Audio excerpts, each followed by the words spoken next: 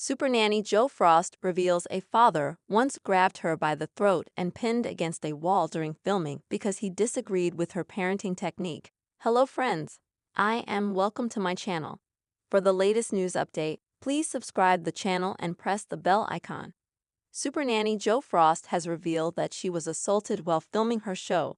But years on from launching the show, the child care expert has shared how a parent grabbed by the throat and pinned her against the wall when he didn't like something she said.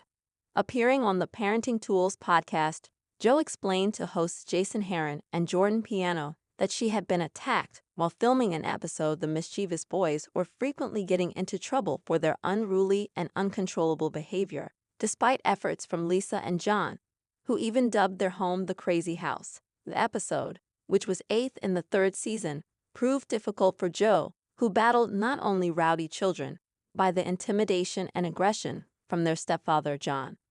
I helped a family called the Nitty family in Florida, and there was a gentleman, a man, who was living with his girlfriend at the time, and they had 4 children, she said. During my observation, the man was very aggressive.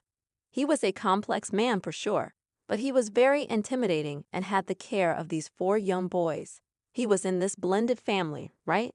His girlfriend had 4 children, and he came into the relationship with 4 boys. And you could see with the boys that a lot of the behavior was mimic behavior from the intimidation and the aggressiveness from John. I gave my comments on what I observed with the family, the children and their behavior. During teaching, he didn't like what I said, and he grabbed me by the throat and he pushed me up against the wall. That was a crazy moment because I've had families be very defensive or be hot-headed. Tell me, I don't like what you're saying, or that's not true, or that's not okay. But he didn't like what I had to say, which was the truth of a situation of him being very intimidated, and he tried to intimidate me by pushing me up against the wall, and he has his hands around my throat. Despite being scared, Jo said she resisted attempts from cameramen to assist her and insisted she deal with the situation alone. One of the cameramen went to drop the camera, and I just kind of put my arm out as if to signal I didn't want them to defuse the situation with the father. I knew that those boys were being subjected to that aggression and intimidation as well. I would say that was pretty crazy for me at that moment. I was used to parents not agreeing, but not the physicality from the parents. Jo went on to explain that as far as she is aware, the stepfather of the Nitty family has now passed away, which I'm very sorry about to hear that he's passed away, she said. She went to say, I think I had heard they had split up, and maybe the wife had remarried, but at some point those young boys were in her care. And he has a daughter as well, I believe from another relationship, but he passed away, which is obviously very unfortunate.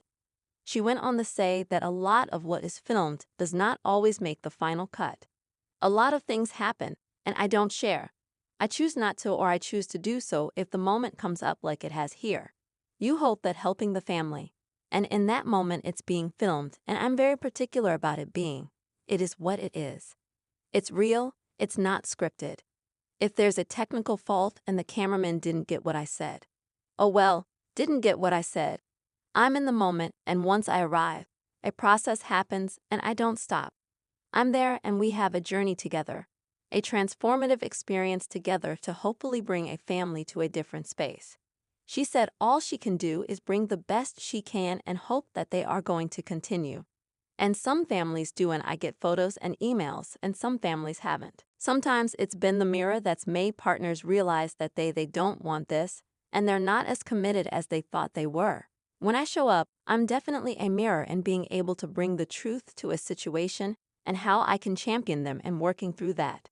But I understand that that's really my limit, and you just hope that they continue that when you're not there. Jo Frost interview how a nanny from South London went on to become an Oprah-approved, world-famous, multimillionaire childcare phenomenon. This is how Jo Frost greets you when you first meet her. She grabs both your hands and dives right in, nuzzling you on the cheek. Adults had to make do with a throaty laugh and handshake. We're talking later, right? She says, before diving back into the serious business of rubbing babinoses and cooing with the new mother who's dropped by to say hello. We are in a vast studio somewhere amid the palm trees and industrial hinterland of Long Beach, Just one of the many stops on Frost's LA itinerary of earlier. She was in Hollywood filming introductory segments for a new television show. Later, she's driving back to Beverly Hills for a meeting with network executives. The following week, she will fly off to assist her family for the 5th season. Her main methods of domestic subjugation were eye-level ultimatums and the naughty step, where children were banished until they were ready to say sorry. Frost's finger-wagging reprimand, "You've been very, very naughty," became an all-purpose catchphrase as she attracted a ton of fan mail from S&M enthusiasts.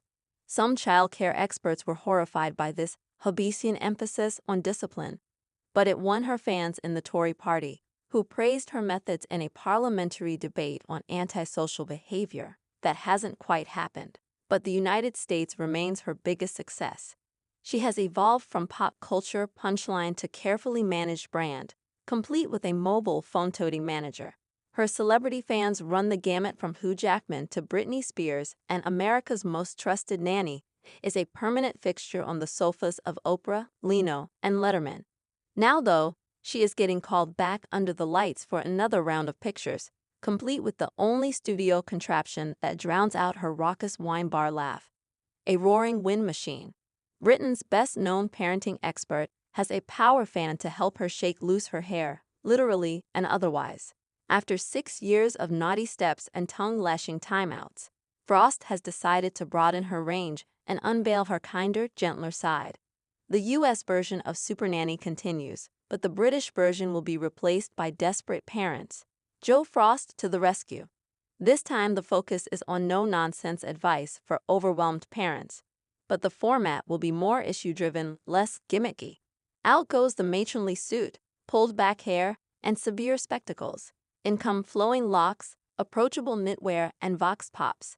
"I'm very excited," says Frost, a little on promotional autopilot.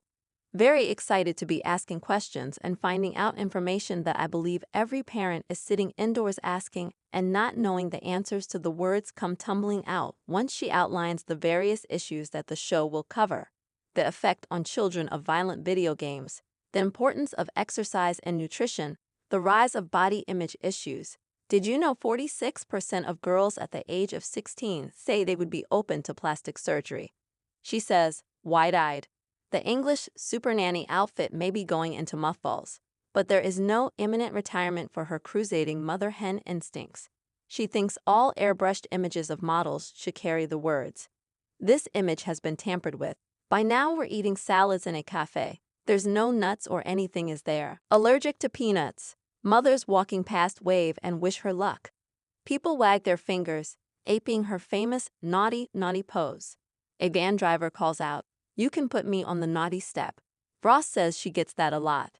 Her detractors may think she is garish and shrill, but there is nothing insistently theatrical about her. Despite a happy spell at drama school, she doesn't have to be the center of attention like some performers. At least, not anymore. She is more like one of those exuberant personalities who just enjoys connecting with people. "And what about you, Scene?" she says more than once. She is the reassuring stereotype served up with total conviction and a little newfangled bluntness. "That boy is taking diabolical liberties with you, Mom." It's Mary Poppins by way of the long Good Friday with a sprinkling of Oprah-era jargon like auto-parenting and meeting your energy needs, as many people do when meeting Jo Frost.